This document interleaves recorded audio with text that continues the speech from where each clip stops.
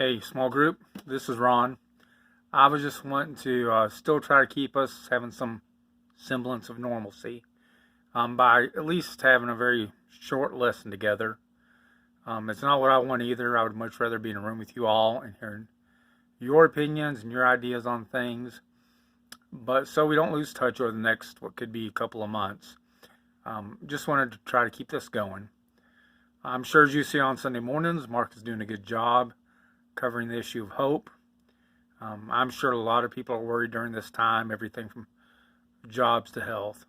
So I do not want to step on his toes and do a bad job at a discussion he's having. He's doing a very good job at.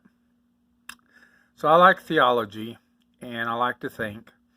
So today, for however few minutes this could take, we're going to talk about immutability with God. Immutability with God. Now, words have meaning, so they're important. So the definition theologically of immutability is best stated as God cannot change.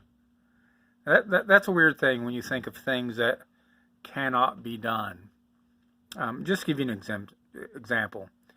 In Titus 1, I believe verse 2, it says God cannot lie. If we're not careful, a lot of times we read that as God would choose not to lie, or God is too good to lie, or God doesn't need to impress anybody, so he doesn't lie about anything. But it states it in a way to say that is God is physically, for lack of a better term, unable to tell a lie. So that's kind of weird. God cannot die. That's a little more mainstream for most of us. But immutability says God cannot change. And it feels kind of icky sometimes to talk about things that God cannot do. But he does have a nature. He functions and lives within that nature. And that means anything that he desires to do, he can do. But anything outside that nature, such as lying, death, change, he cannot do. So we're going to look at some verses for immutability. The first one is, and I'm reading from an ESV. To be honest, King James is a little more poetic. But Malachi 3:6 says, "For the Lord does not change." So it said he does not change. Now there is actually an intellectual and philosophical reason that this seems easier to understand. If God were to change, that means one of two things. One, either he had some room to grow in and get better at, and he lacked perfections at some point in his existence, or he was at the very pinnacle of what perfection is, and he's dropped down on the scale, and he's less than perfect now. That's the only reason that change exists. If you think about, for example, you change your mind about a piece of furniture you're going to buy. You see it in the store.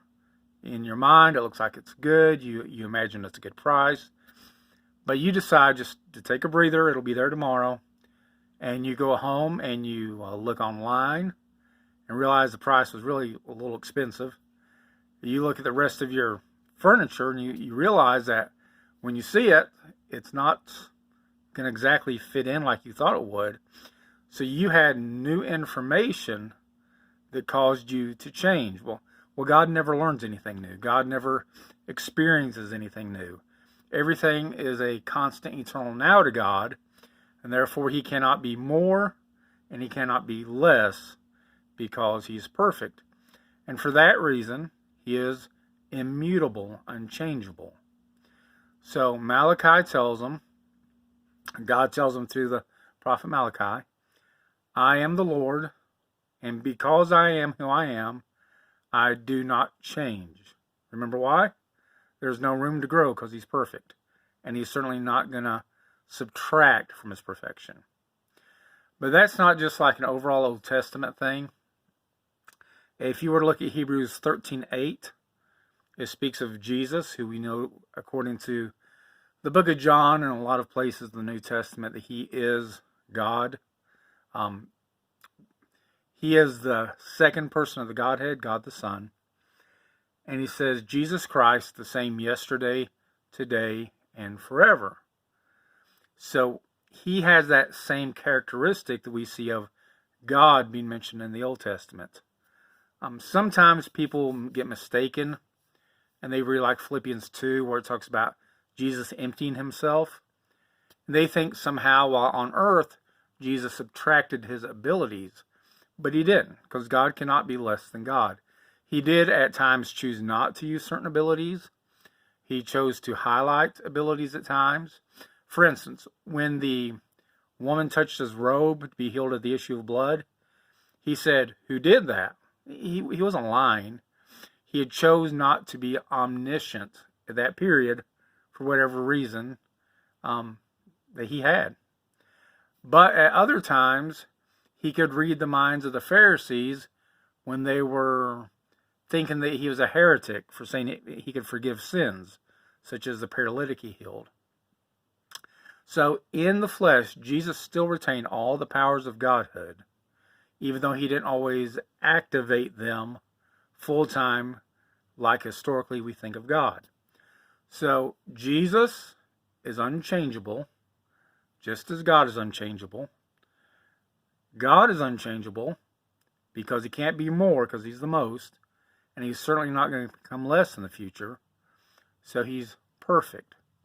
And this leads you to the question that we'll get to in 2 weeks, because you're like me, you like to think.